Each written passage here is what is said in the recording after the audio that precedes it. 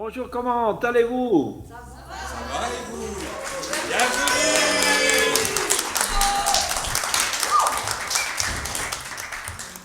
C'est un, c'est un plaisir de vous voir. Vous avez l'air bien sérieux, hein? Ouais, trop sérieux à mon goût, Jean-Marie, trop sérieux, trop sérieux.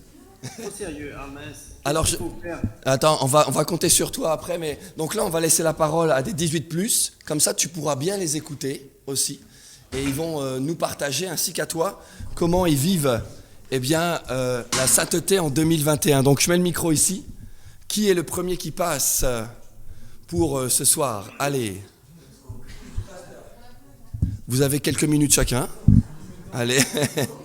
Tu vois, voilà, tu leur mets la pression, Jean-Marie. Allez, on y va.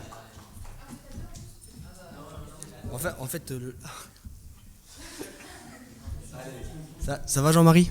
Il marche pas? Mais non. Oui, ça va bien. Il m'entend que là? Ouais. Ok.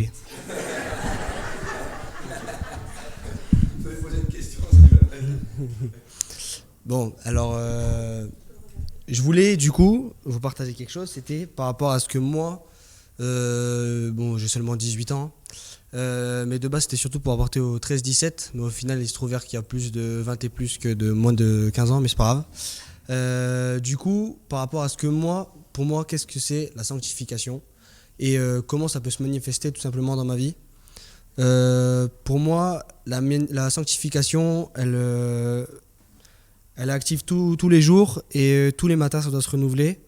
C'est-à-dire que je sais clairement que je serai jamais parfait, donc je vais toujours finir par pécher.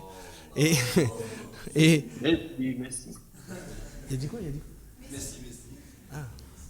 Et du coup, en fait, pour moi, chaque matin, pouvoir mettre Dieu en priorité, lire sa Bible, prier, etc. En fait, c'est savoir privatiser, mettre en priorité Dieu. Et même avec ça, on sera toujours pas parfait, on va toujours continuer à pécher. Et savoir que même si on a péché, vouloir ne plus pécher et savoir que Dieu nous pardonne, c'est déjà quelque chose d'important, je pense. Qu'on est sauvé, il n'y a pas de problème pour ça, donc pas de culpabilité. Et la part de sanctification, c'est savoir demander un nouveau cœur pur, en fait, comme un renouveau, à chaque fois qu'on en a besoin, quoi. Et que dire d'autre? C'est quelque chose d'important, mais qui n'est vraiment pas facile à appliquer dans la vie. Et il y a, ouais, c'est pas quelque chose, c'est pas un moment où ça s'arrête. En fait, ouais, tu peux pas dire ah c'est bon, je suis sanctifié. Tous les matins, si tu t'arrêtes, bah c'est foutu et tu repars, quoi, tu recontinues. Il n'y a pas de but, il n'y a pas une fin. La fin, c'est quand tu rejoins Jésus. Et du coup, il n'y a pas de... Voilà, pour moi, c'est ça. C'est ce que je tenais à vous partager aujourd'hui. Merci.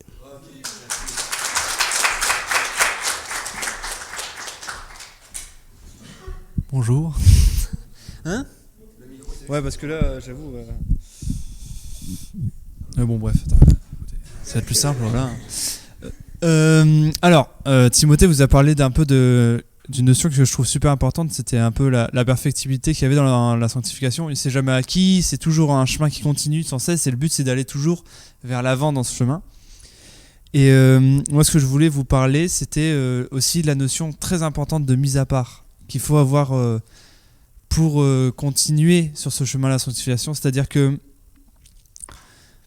c'est en fait au-delà de juste se dire il faut que je sois entre guillemets un meilleur chrétien, que j'essaie justement de travailler sur des points de ma vie qui ne vont pas, se dire aussi sans cesse remettre ça au Seigneur et avoir ces temps de mise à part, c'est très très important pour moi parce que justement ça permet entre guillemets de faire une mise au point sur qu'est-ce qui va pas dans ma vie, qu'est-ce que je dois remettre au Seigneur que je remets pas assez, qu'est-ce que je dois mettre au premier plan, dans quel domaine de ma vie je dois le mettre au premier plan et je le fais pas maintenant.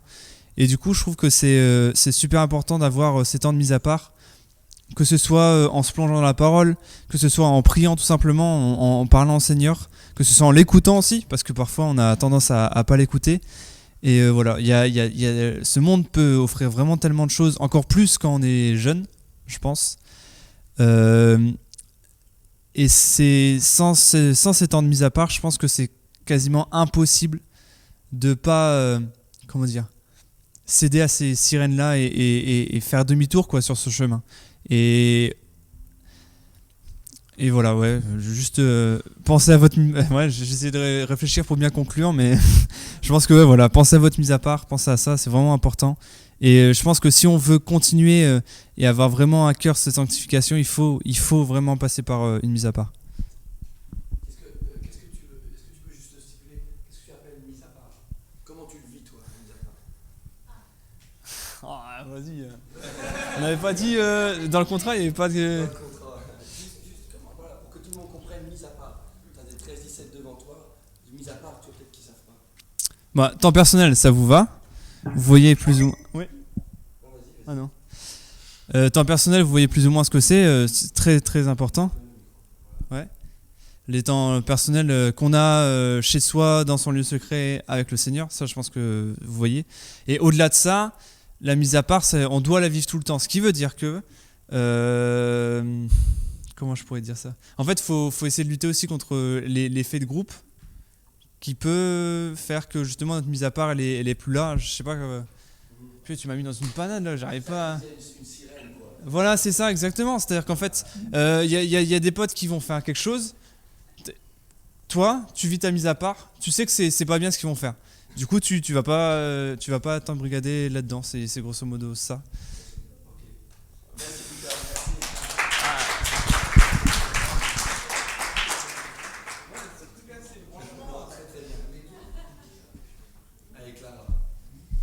Bon, moi j'ai pris des notes. Mais je vais essayer de ne pas être trop longue. Alors pour moi, la sanctification, c'est une nécessité déjà. Et c'est le fait d'éloigner ce qui m'éloigne de Dieu. Dans la vie de tous les jours, ça se concrète par le fait de me remettre en question sur ce que je pense, ce que je dis et ce que je fais, pour savoir si ça correspond à ce que Dieu attend de moi et est-ce que ça lui plaît, est-ce que c'est en accord avec ce que la Bible dit.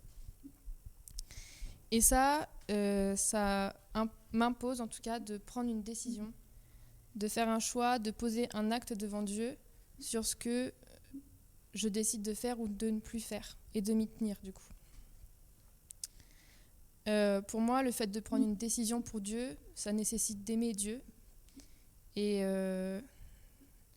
pour aimer Dieu, il faut lire sa Bible. Et du coup, ça rejoint ce que disait Lucas.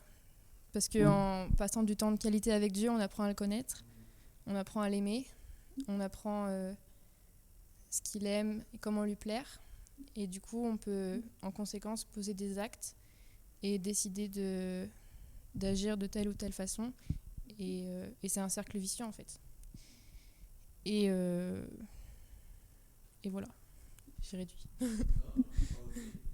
Si tu devais juste, pour parler à la génération qui est devant nous, peut-être décrire qu'est-ce qui est le plus difficile de cette génération-là, pour passer du temps avec Dieu. La distraction.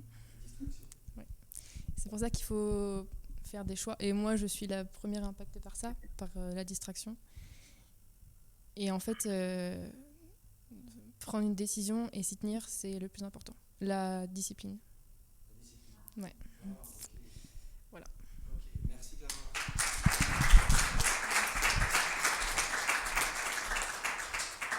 Il est resté Mélie, ouais. Ok.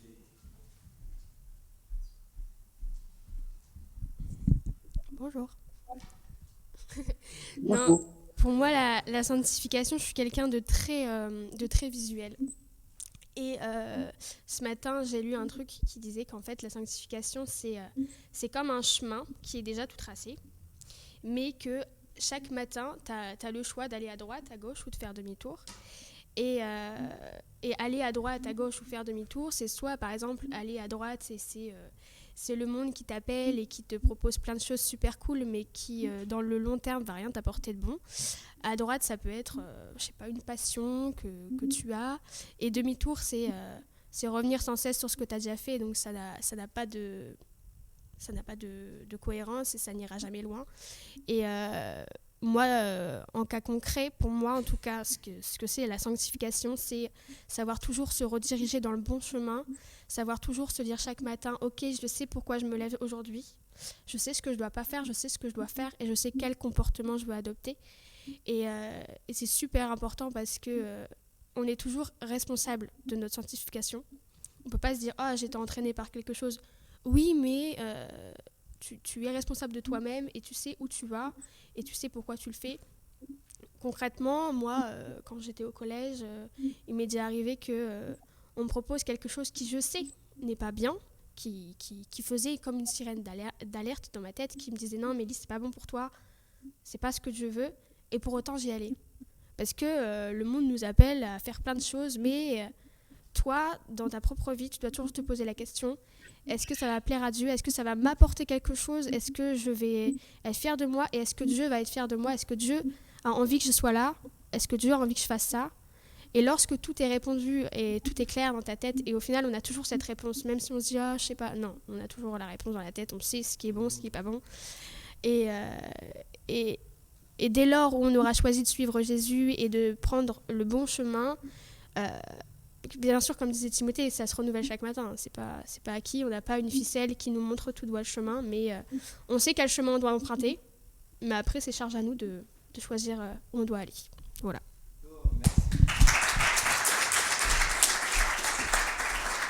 Merci pour cette super introduction. J'ai tout apprécié, mais j'ai retenu ce que Clara a dit. Je m'éloigne de ce qui m'éloigne de Dieu.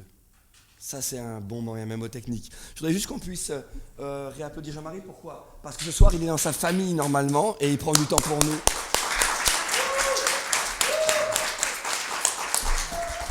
Jean-Marie, à toi la parole. Voilà. Eh ben, en tout cas, je vous félicite de tout ce qui a été dit parce que j'ai trouvé que c'était excellent et je dirais presque. Ouais, j'allais dire ben amen et puis on s'en va. Non, mais on peut rajouter quelque chose. Mais en tout cas, c'est vrai que les grandes lignes, je pense, c'est tout à fait ça. C'est bien, tout à fait des idées vraiment, vraiment fondamentales. Alors, je vais peut-être rajouter deux, trois bricoles, mais il y aura rien de révolutionnaire par rapport à ce que vous avez dit. Les uns et les autres. J'aime bien revenir sur le mot, quand on parle de sanctification, j'aime toujours revenir sur l'origine, sur le mot lui-même. Qu'est-ce que ça veut dire sanctification? Et rappelez que le mot sanctification eh bien, vient du mot saint. Et donc, pour moi, la sanctification, c'est un peu comme un processus. Quand on ajoute à la fin d'un mot,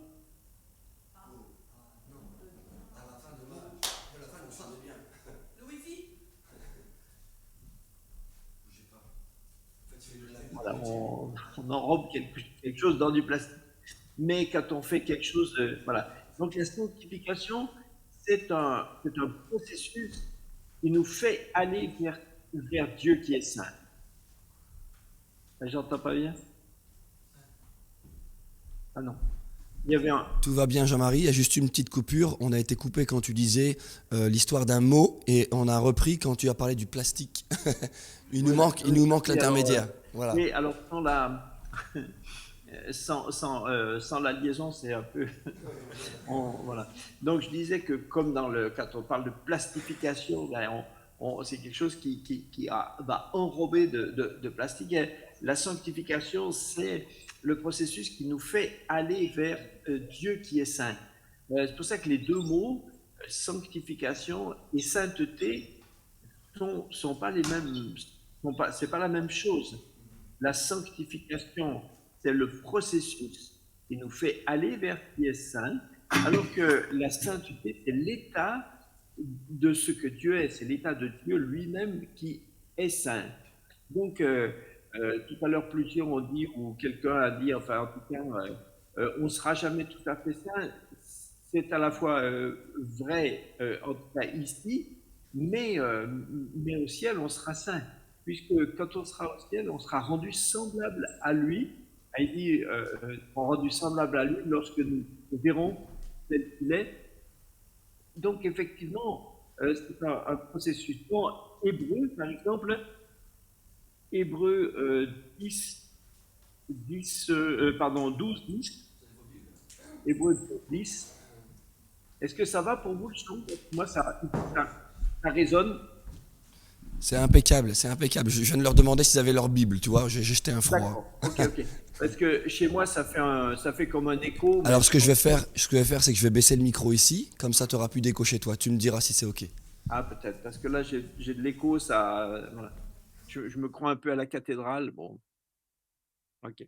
Donc, Hébreu 12, 10, il dit, nos pères nous châtiaient pour peu de jours comme ils le trouvaient bon, mais Dieu nous châtie pour notre bien afin que nous participions à sa sainteté. Alors, c'est pas tellement parce que dans ce chapitre-là, il était question du châtiment, de la punition, etc. C'est pas de ça que je veux parler.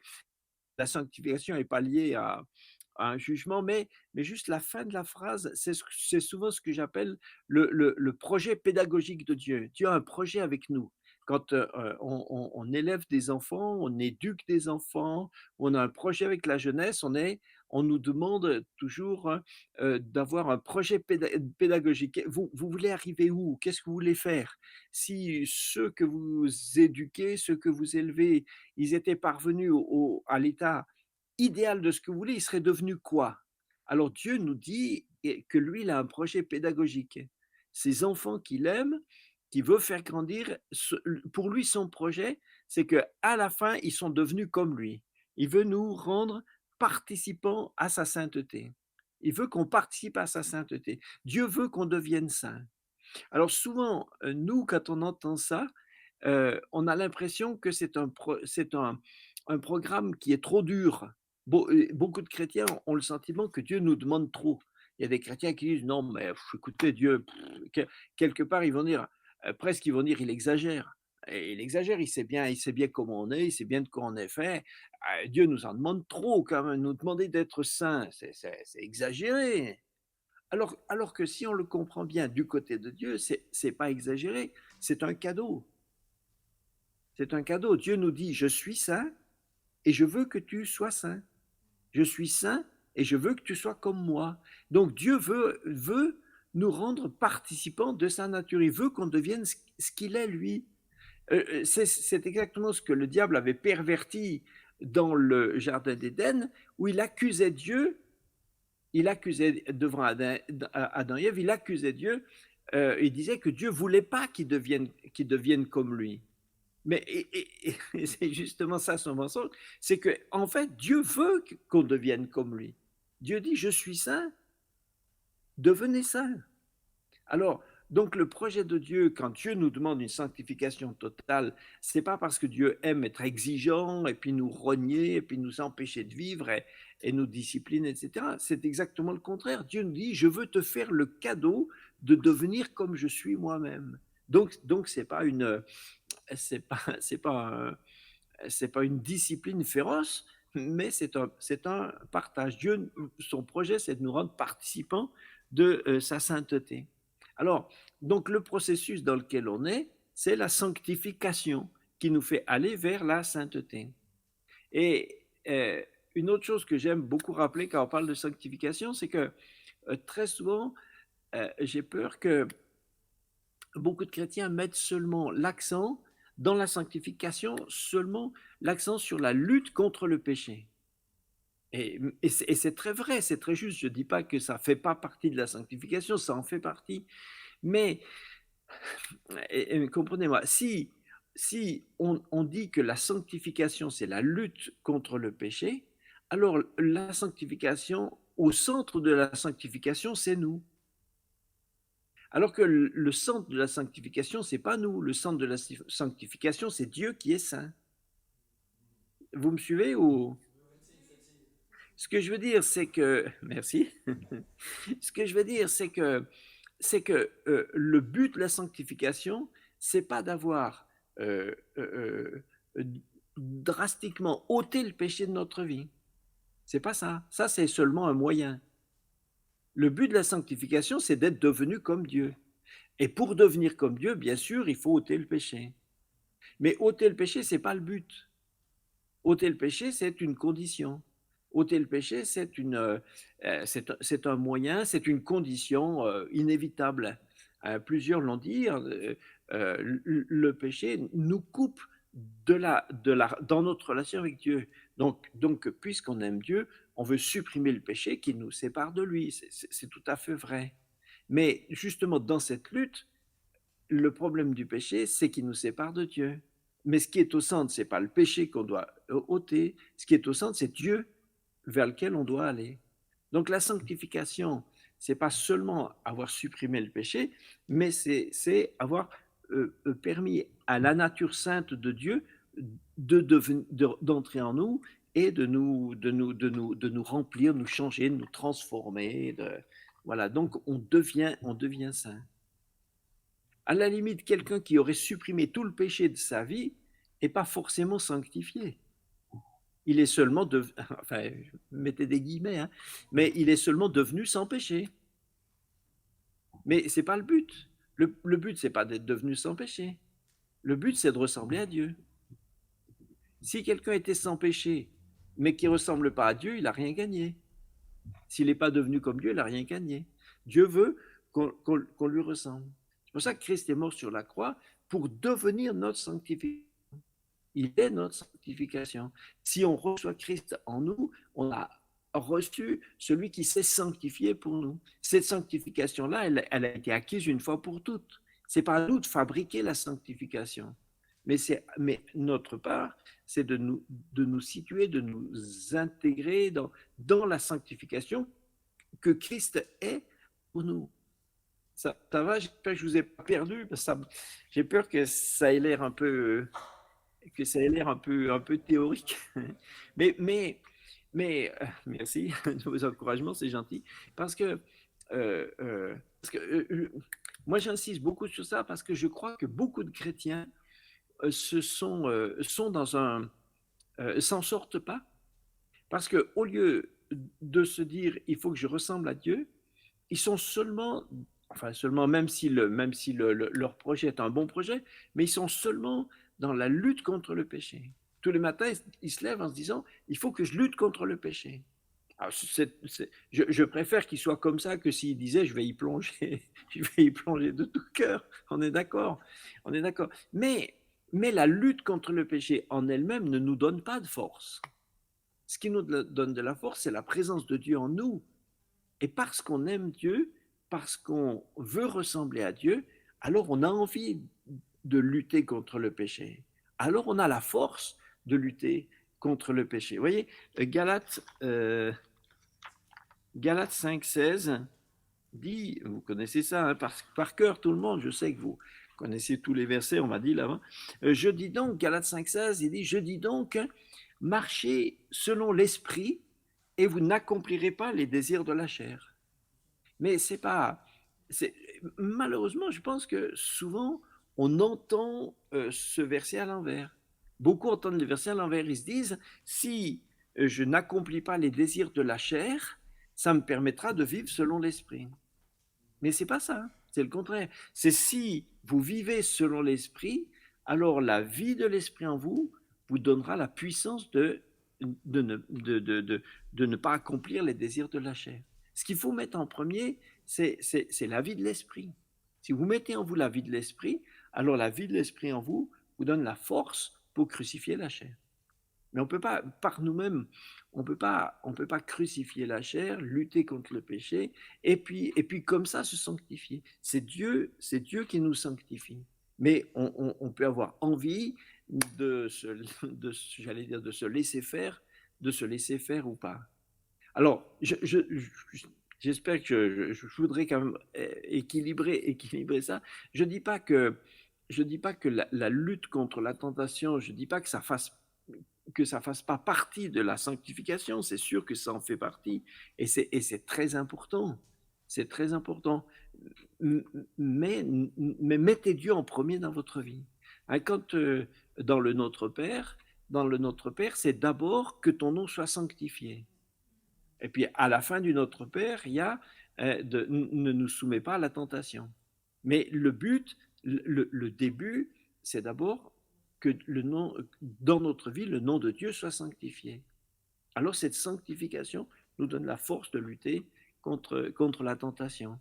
Mais sinon, le danger, c'est qu'on risque de lutter seulement par nous-mêmes. Et de lutter par nous-mêmes, c'est toujours c'est très décevant, c'est très frustrant. Et voilà. Et parce que j'entendais quelqu'un dire tout à l'heure, et à la fois c'est vrai, et en même temps, ça me fait toujours un petit peu peur quand j'entends ça.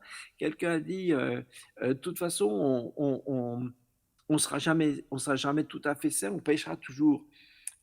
Euh, oui, je peux pas dire que ce soit pas vrai, mais d'un autre côté, c'est dangereux aussi quelque part de mettre, en tout cas si on mettait trop ça en avant, on finit par regarder le péché comme inéluctable, quoi. Bon, de toute façon, les gars, on fera de son mieux, mais on va tous plonger dedans. Alors, bon. Alors, quelque part, ça peut être, je sais bien que ça n'a pas été dit comme ça, c'est juste, je rebondis sur ça. Mais, mais, mais je pense que certains chrétiens sont à la fois luttent contre le péché et en même temps, ils ont pas, ils se disent on n'a pas trop d'illusions, on va pas s'en sortir de toute façon quand même. Alors, ce qu'on va essayer, c'est d'en faire un peu moins que les autres. mais, mais évidemment, vu comme ça, non. Dieu ne nous dit pas, écoute, je te donne une certaine tolérance, et puis bon, je te connais, je sais comment tu. Alors bon, on va essayer on va faire un deal, et puis après, je serai indulgent. Non, non, non. Dieu ne peut pas être indulgent avec le péché, parce que sinon, il serait contre lui-même. Et puis, une autre chose, c'est que je crois quand même que même si on ne va pas, oui, être parfait avant d'aller au ciel, c'est vrai, mais je crois qu'on peut faire des progrès aussi. Je crois qu'on peut vraiment faire des progrès. Il y a des domaines dans lesquels je crois on se voit avancer, on se voit faire des progrès. On se voit faire des progrès.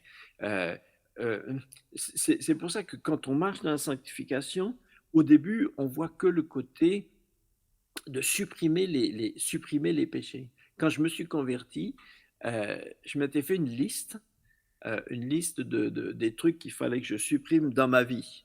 Alors j'avais une petite liste, je ne vais pas tout vous dire parce que bon, ça ne vous regarde pas et puis ça m'honore pas non plus. Vous allez dire, ah bon, il y avait tout ça. Mais bon, il y avait un certain nombre de trucs dans ma vie et je me suis dit, il faut que je supprime tout ça. Quand j'aurais supprimé tout ça, j'avais l'illusion que quand j'aurais supprimé tout ça, je serais bien. Alors, alors il y a des trucs qui sont partis facilement. Je me disais, par exemple, il faut que, il faut que j'arrête de voler, bon, ou que j'arrête de fumer, ou que j'arrête de boire, ou, enfin trop, j'étais pas alcoolique, mais des fois un peu. Et puis, bon, puis d'autres trucs comme ça. Alors, je me suis dit, alors au fur et à mesure que j'avais supprimé un truc, je le rayais sur ma liste, je dis, voilà, là, je suis bon.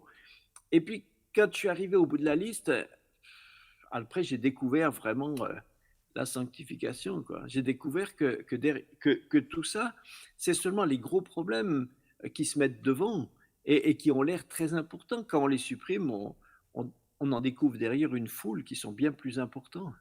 Hein, j'ai découvert l'incrédulité, la dureté de cœur, les racines secrètes de la confiance en soi. J'ai découvert de la méchanceté. Après, j'étais un peu atterré. Je dis, oula, mais ça va être compliqué, hein. Ça va être difficile. Mais c'est la compréhension que la sanctification, c'est un changement de nature. C'est pas juste des changements de comportement. C'est pas arrêter de boire, de fumer, de draguer, de voler, non, non, ça c'est des comportements. Ça c'est ce qu'il y a, c'est ce qu'il y a de plus facile dans la sanctification. Après il y a le reste. Après c'est laisser Dieu changer notre nature. Et bon, alors là on touche à des choses dans lesquelles ben, c'est sûr que sans l'aide de Dieu on est cuit, hein. On est cuit. C'est pour ça qu'il nous faut marcher par l'esprit pour que marchant par l'esprit, alors on n'accomplisse plus on ne satisfait plus aux valeurs de la chair. Et ça donne une vraie. Chaque fois qu'on voit que la nature de Dieu en nous devient plus concrète, plus réelle, s'incarne vraiment. Alors ça donne une joie, ça donne une satisfaction. Moi, en vous regardant tout à l'heure et en pensant au groupe que vous êtes, j'ai essayé, bien sûr, ça me ramène un peu aussi en arrière. Alors oui, pour certains ils vont dire oui, loin en arrière. Bon, ok, loin en arrière. Mais je me suis rendu compte que ce que je regrettais le plus de ma vie, dans ma vie, avant que je me convertisse, moi je me suis converti, j'avais 22, 23 ans, mais ce que je regrette le plus dans la vie d'avant, bien sûr, c'est des tas de conneries que j'ai fait, mais une chose que je regrette beaucoup, entre autres, c'est le temps perdu. Je me dis, mais j'ai pas sanctifié Dieu dans ma vie. Je me rappelle d'avoir passé des après-midi, des tas d'après-midi dans un bistrot, sans dire de faire des choses horribles, mais du temps perdu à discutailler, à rigoler. C'est ni bien ni mal, mais ça sert à rien, ça produit rien, c'est inutile. Des fois, j'ai vu, et tout ce qui est inutile ne sanctifie pas Dieu. Dieu nous a fait pour un but. Tout à l'heure, quelqu'un a parlé de distraction, et ça, je trouve ça vraiment, vraiment intéressant. Vraiment intéressant de se dire, est-ce qu'on vit pour se distraire ou est-ce qu'on vit pour Dieu? Même quelqu'un qui pratique pas tous les péchés grossiers qu'on connaît, dont on pourrait faire la liste dans les péchés capitaux, là, tout ça, mais pour autant, ça ne veut pas dire qu'on vit pour Dieu. On vit pour Dieu si ce qu'on fait sanctifie Dieu, si ce qu'on fait ramène à la sainteté de Dieu, ramène à faire connaître la sainteté de Dieu, si ça l'incarne en nous. Quand un gars qui est intelligent pour faire des études ne fait pas ses études, c'est un manque à la sanctification. Parce que Dieu l'a fait pour un but et il n'atteint pas le but. Alors, bien sûr, on a tendance à se dire, c'est celui qui boit, celui qui voilà, qui fume des pétards, c'est plus grave. Je ne sais pas si c'est plus grave. Je ne sais pas si c'est plus grave. C'est que dans tous les cas, quand le but de Dieu n'est pas atteint dans notre vie, c'est un manque à ce que Dieu voulait faire pour nous dans notre vie. Je trouve qu'aujourd'hui, ça m'embête de vous parler comme ça, parce que j'ai l'impression de parler comme, je sais pas, comme un T-Rex à l'amicale des anciens combattants, mais je suis frappé de voir l'énormité du temps perdu par la jeunesse. Je sais pas comment quand je vois des fois, je suis sûr que la plupart, c'est pas seulement des stats, la plupart prendraient leur téléphone le soir, ils regardent, la plupart ont passé 4-5 heures d'écran, mais c'est des heures totalement stériles, qui n'apprennent rien, qui ne produisent rien, qui ne font rien. C'est un manque, pour moi, c'est un manque grave à la sanctification. Ça, c'est le contraire de vivre selon l'esprit. Vivre pour se distraire, c'est une aberration. Ça, c'est vraiment ce qu'est ça, c'est vraiment l'esprit du monde. Pour moi, c'est bien plus l'esprit du monde que des tas de choses qu'on appelle mondaines. C'est Blaise Pascal qui disait un roi sans divertissement est un homme plein de misère, mais aujourd'hui, laissez Dieu conduire votre vie, ne vous laissez pas soumettre, manipuler à perdre votre temps. C'est pas juste. Beaucoup disent on a le droit de se détendre, mais écoutez, je sais pas, certains ils ont tellement envie de se détendre, je sais pas quand il leur reste du temps pour se tendre, hein. Mais Ils ont jamais le temps de se tendre. Ils sont toujours détendus. Mais leur vie, ça sert à rien. Une vie qui sert à rien, c'est devant Dieu, c'est grave. C'est grave. Ça, voilà, moi j'ai envie de parler de sanctification comme ça. Qu'est-ce que, vous voyez, c'est pas juste c'est pas seulement une question de, bien sûr, c'est aussi une question de comportement. Mais si vous mettez Dieu en premier dans votre vie, commencez à goûter Dieu, alors les choses du monde, les choses de la chair commencent à ne plus vous plaire.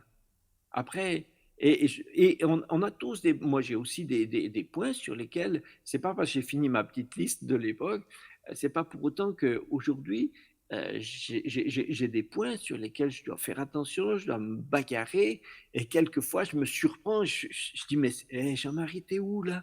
Et je suis obligé de lutter avec moi-même. Mais j'ai goûté que le Seigneur est bon. Donc j'ai envie d'être avec lui, ouais, j'ai envie de le ressembler, j'ai envie de le laisser vivre en moi. Donc il faut que je fasse attention parce que tout ce qui est péché va toujours à l'envers de mon propre intérêt. Donc rien que par intelligence, on devrait déjà se sanctifier. Le péché nous fait toujours du mal. Aucun péché n'est neutre. La somme algébrique du péché est toujours négative. La différence entre le plaisir qui rapporte et les inconvénients les inconvénients sont toujours bien plus forts. Le péché est toujours négatif. Rien que quelqu'un d'intelligent, même non croyant, quelqu'un d'intelligent, il ne pécherait plus. Parce que le péché est toujours négatif. Mais si on... Voilà, ouais, je ne veux pas faire vraiment un cours sur la sanctification. Peut-être on peut relire 2-3 versets. 1 Corinthiens 1,30, je terminerai juste avec 2-3 versets comme ça. Et puis, voilà. Mais juste quelques versets. 1 Corinthiens.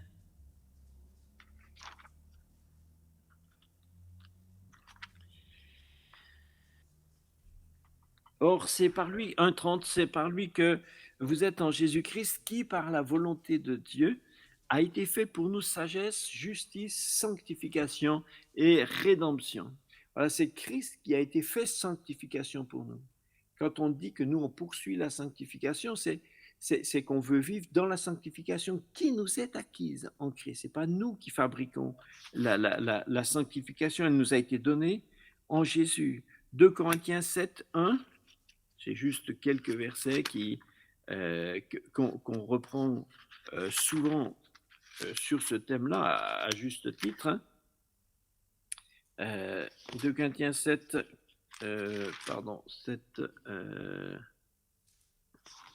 11, pardon. Non, pardon, excusez-moi. 2 Corinthiens, oui, 7, 1, pardon. 2 Corinthiens 7, 1, j'y arrive. Ayant donc de telles promesses, bien-aimés, purifions-nous de toute souillure de la chair et de l'esprit, en achevant notre sanctification dans la crainte de Dieu. C'est-à-dire, en poursuivant, en allant toujours dans le sens de laisser cette sanctification s'accomplir en nous. Et le verset rappelle bien ici que c'est une purification, mais comme quelque chose de pérenne, quelque chose qui se continue, hein, comme j'ai dit tout à l'heure, un processus. Nous purifiant de toute souillure. On pourrait lire encore 1 Thessaloniciens 4, 3.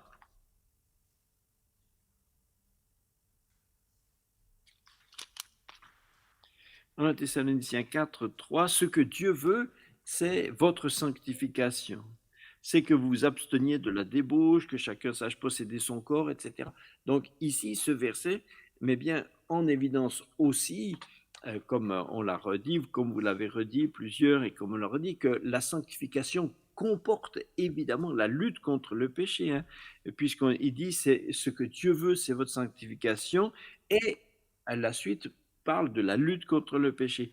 Donc c'est tout à fait ce que je voulais juste rappeler, c'est que ce serait dommage de seulement voir le problème à travers ça. Hébreux 12, 14. Hébreux 12, Hébreux 12, 14. Recherchez la paix avec tous et la sanctification sans laquelle personne ne verra le Seigneur. Alors, je ne crois pas qu'il faut lire ce verset comme si c'était l'expression d'une espèce de projet élitiste. C'est pas rechercher la paix et la sanctification sans laquelle personne, comme si il faut être suffisamment sanctifié pour être sûr de passer le cap. Il y en a qui vont passer le cap où ils sont pas tout à fait. Ah non, t'as pas perdu, t'étais pas. Non, et non. La sanctification sans laquelle personne ne verra le Seigneur, c'est tous les chrétiens sont sanctifiés par la même sanctification du même Christ.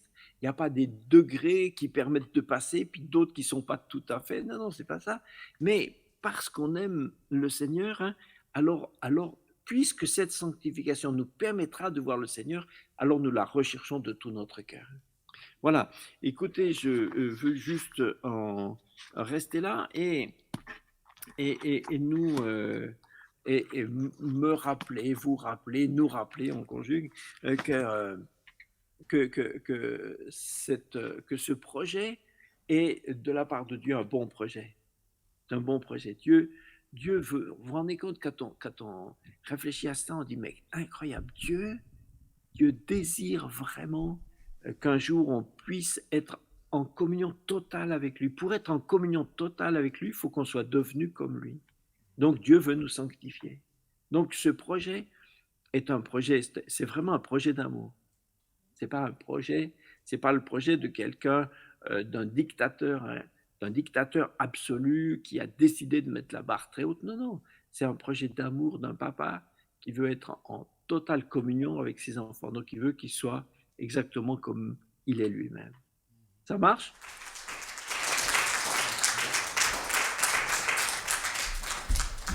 Est-ce que tu nous entends, Jean-Marie? Oui, oui, je vous entends très bien. Ok, très bien. Est-ce qu'il y a des questions déjà qui ressortent de ça? Dites-nous, exprimez-vous. Question. Ouais, viens au micro comme ça, il est bien l'enregistrement. Vas-y, viens. Tu te rappelles ton prénom comme ça. Bonjour, je m'appelle Benjamin. Alors, ma question, ça serait, vous avez parlé du fait de marcher par l'esprit. Et du coup, en quoi est-ce que ça consiste de marcher par l'esprit, selon vous? Alors, merci. Marcher par l'esprit, par l'esprit, c'est de vivre en communion avec l'Esprit de Dieu qui est en nous. Et c'est c'est à la fois très concret et très global. Ça englobe tout ce qu'on fait. C'est-à-dire que notre vie complète, dans toute la vie, soit centrée sur le Saint-Esprit. Pardon, que notre vie entière soit centrée sur le Saint-Esprit, c'est-à-dire dans notre cœur, nos pensées, nos motivations, nos projets, ce qu'on pense, ce qu'on ressent, ce qu'on veut faire, ce qu'on accomplit, que dans toute chose, comment le Saint-Esprit que ce soit le Saint-Esprit qui nous inspire, qui nous donne la force, qui nous renouvelle nos pensées, etc. Donc c'est l'opposé de simplement un cahier des charges avec un règlement intérieur et puis tout des listes de tu feras pas. Ça implique tout, tout le temps avec le Saint-Esprit. Ok, question encore? Ouais, je veux en glisser une, Jean-Marie, une question pour les jeunes de tout âge qui sont là. Si on a bien entendu que c'était pas un combat directement contre le péché, genre une performance, ça on a bien saisi. Mais quand bien même, si ce soir, il y a un jeune qui va repartir avec ce bagage, qui a envie de plaire à Dieu, mais qui se sent en lutte constamment, comme en roue libre par rapport à une tentation dont il voudrait se libérer, justement pour plaire à Dieu, tu lui conseilles quoi? Ben, je pense que des fois, honnêtement, des fois, on a besoin d'aide. Des fois, c'est sans aide de quelqu'un qui peut nous permettre de voir la question sous un autre angle, ou qui peut peut-être prier avec nous, nous montrer des choses. Quelquefois, c'est difficile. Et ne serait-ce que des fois pour comprendre pourquoi, par exemple, pourquoi on aime un péché ou, ou, ou comment lutter contre. Hein. Et des fois, il y a des ficelles comme ça, il y a des gens qui ont de la peine avec, je sais pas moi, de la peine avec le pardon, par exemple. Hein. Ils se sentent tout le temps et constamment, ils se sentent toujours un peu en rancune. Alors peut-être qu'en discutant avec quelqu'un, on va se rendre compte qu'il y a peut-être eux-mêmes des choses qu'on a fait pour eux qu'ils n'ont jamais réellement décidé de pardonner. Donc cette racine est là et pousse tout le temps de nouveaux fruits. Il faudra peut-être voir avec eux que c'est pas logique de se dire j'en veux aux gens et puis en même temps de se dire heureusement que Dieu m'a pardonné mes fautes à moi. Donc peut-être on peut l'aider et comme ça il peut s'en sortir. Il y a des gens qui ont des problèmes avec le péché, par exemple des péchés de quelqu'un qui aime avoir quelqu'un qui aime draguer, qui aime avoir des aventures, etc. Mais c'est peut-être intéressant de discuter. Au fond, qu'est-ce que tu cherches là-dedans? Parce que c'est pas forcément le plaisir. Quelquefois, se rassurer je veux me rassurer sur ma capacité de plaire. Je veux me rassurer. Donc le problème, si quelqu'un lutte seulement contre, sans comprendre où est son vrai problème, il a de la peine à lutter contre. Mais peut-être que cette personne a besoin de pouvoir se dire, j'ai pas besoin d'être un séducteur pour prouver que je suis quelqu'un qui a de la valeur. Donc c'est peut-être tout simplement parce que quand il était enfant, on lui a jamais donné de valeur. Et dans une espèce de réflexe, hein, il cherche à acquérir tout le temps, à charmer, mais peut-être que c'est un ressort qui vient de plus loin. Si il arrive à savoir que dans la présence de Dieu, en marchant selon l'esprit, il sait quelle valeur il a, eh bien, le problème je ne dis pas qu'il n'aura pas à lutter contre, mais maintenant il sait contre quoi il lutte. Mais il faut prendre, en tout cas, il faut prendre des décisions. Il faut prendre des décisions. La repentance doit être claire, carrée, profonde. Vous savez, moi, je crois que le problème des péchés, qu'on a du mal à lutter contre, c'est évidemment, c'est parce qu'on les aime. Si un péché est un ennemi, on n'a pas de peine à lutter contre un ennemi, c'est naturel. C'est sûr. Mais si un péché est un ami, alors là, on a un vrai problème. Moi, il y a des choses que je déteste. J'ai pas de peine à lutter contre. J'ai horreur des oignons crus. J'ai pas de peine à en manger. Parce que je déteste ça. Donc j'en mange pas, c'est pas un problème. Mais, je sais pas, moi, enfin bon, d'autres petites choses qui me paraissent plus intéressantes, évidemment, là, je peux risquer Mais c'est pareil avec le péché. Euh, Pourquoi est-ce qu'on l'aime? Comme la sagesse de Dieu, c'est la haine du péché. Donc plutôt de se dire, il faut que je sois contre, il faut que je sois contre, il faut se dire, mais pourquoi, comment je peux demander à Dieu, m'aide à détester le péché? Quand on commence à détester le péché, alors on lutte contre naturellement. Donc tu nous dis bien ce soir que Dieu peut aider les jeunes qui en ont besoin à justement ne plus aimer le péché, c'est bien ça, hein? C'est ça. Ok. Est-ce qu'il y a encore une question? Je te présente Patrick, 18 ans. Un petit peu plus. Mais justement, Un moment, tu les as eus quand même, de toute façon. ah, c'est sûr. Mais justement, par rapport à ce que tu disais, quand tu disais ça peut être un problème de ressort par rapport à quelque chose qui peut être très ancien, justement, c'est peut-être comment arriver à justement couper justement cet effet de ressort qui vient de très loin derrière, peut-être de l'enfance ou autre. Mais c'est pour ça que des fois, alors, le Seigneur nous montre, hein, le Seigneur nous montre et en vivant, si on vit réellement une véritable vie dans la présence de Dieu, en cultivant la présence de Dieu, je sais que tout à l'heure plusieurs ont dit ça aussi, c'est que cette question de mise à part, ça c'est hyper important, c'est nécessaire dans la vie chrétienne, c'est-à-dire prendre vraiment du temps avec Dieu. Donc le Seigneur peut nous montrer et nous aider. Et puis, l'enseignement, c'est pour ça que l'enseignement de la parole de Dieu est aussi importante. Les personnes, les chrétiens qui vivent tout seuls en disant ah, ben j'aime le Seigneur, je peux louer le Seigneur, je suis tout seul. Ces gens sont fragiles parce qu'il y a des tas de choses qui leur sont nécessaires, que d'autres chrétiens ont, et en les fréquentant pas, ils perdent beaucoup de force. C'est pour ça que dans l'Église, à travers l'enseignement, mais aussi à travers le travail pastoral, et puis quelque part, on est tous les uns les autres dans une sorte de rapport pastoral un petit peu. On veille les uns sur les autres, même sans en être conscient, même sans le vouloir. On peut se faire du bien et on peut s'aider à lutter dans le bon sens. Vous savez, il faut se faire. Moi, je crois qu'il faut se faire. Même cette histoire de liste que je disais tout à l'heure, ça résout pas tout, mais il faut commencer par le début. Il faut commencer par quelque chose. Est-ce qu'il y a encore des questions? Profitez juste quelques minutes encore. Là, tu vois, Jean-Marie, il sent l'odeur des pizzas, c'est pour ça, tu vois. Il sent déjà. Moi, j'en ai une dernière que je laisse, parce que je sais que si un jeune ce soir, voilà, tu as parlé d'écouter le Saint-Esprit, et un jeune homme a repris la question.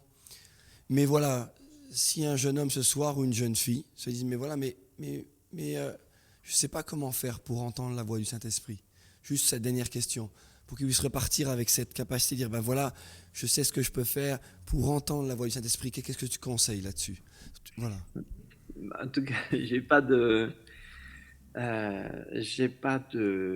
comment je pourrais dire, j'aurais pas de truc ou j'aurais pas de technique, mais c'est pas une technique, mais déjà, je suis sûr que c'est essentiellement une volonté de vouloir vraiment laisser Dieu nous parler. Dieu, par définition, Dieu est d'abord quelqu'un qui parle. La première chose qu'on voit Dieu faire dans la Bible, c'est qu'il parle. Dieu dit et la lumière est. Donc Dieu parle et Dieu veut nous parler. Donc Dieu veut nous parler, il sait nous parler, il connaît notre langue maternelle, il connaît tous nos ressorts et il veut nous parler. Donc s'il y a un problème, il vient pas de Dieu, c'est pas Dieu qui a le problème. S'il y a un problème, il vient du récepteur. Et donc je suis sûr que si on veut vraiment que Dieu nous parle, il va nous parler.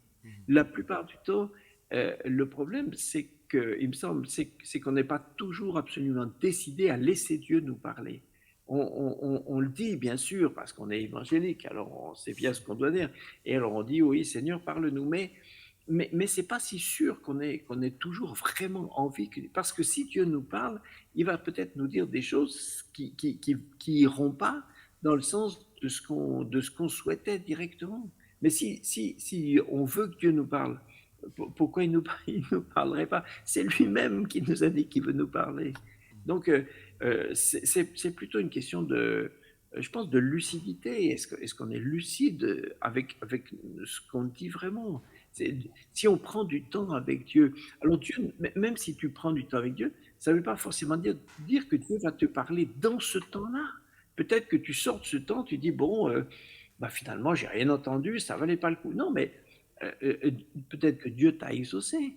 Et dans un quart d'heure, dans une heure, quelqu'un que tu rencontres va te dire quelque chose qui va te percuter. Et il ne se rend même pas compte. Peut-être même un inconverti va te dire quelque chose. Hein. Moi, une fois, je me souviens, je travaillais à ce moment-là, avant d'être pasteur, je travaillais dans un hôpital, je travaillais au bloc opératoire et il y avait une petite pièce au bloc opératoire où les chirurgiens, les anesthésistes buvaient le café, etc. Et on était tolérés à passer là, chercher un petit café, etc. Et un jour, il y avait une discussion entre eux, et je me suis mêlé à la discussion, bon, et voilà, il n'y avait pas de problème. Mais je tenais à faire valoir mon point de vue, et je voulais le démontrer. Et à un moment, un des anesthésistes, donc un des propriétaires de la clinique, c'était une clinique privée, un des propriétaires, un actionnaire, le directeur, il m'a regardé, il m'a dit, de toute façon, vous, Jean-Marie, vous avez toujours raison. Mais ça m'a fait, je ne sais pas comment dire, c'était comme si un seau d'eau glacée m'était tombé dessus. Et tout d'un coup, je me suis rendu compte que c'est comme ça que les gens me voient. Je dis, mais c'est comme ça que les gens me voient. Mais c'était terrible. Alors, le matin, je prie, Seigneur, parle-moi. Mais je ne m'attends pas à ce que ce soit un converti qui me donne la parole de Dieu. Mais là, il m'a servi la parole de Dieu. À travers ça, Dieu me dit, voilà comment tu es. Voilà comment tu es.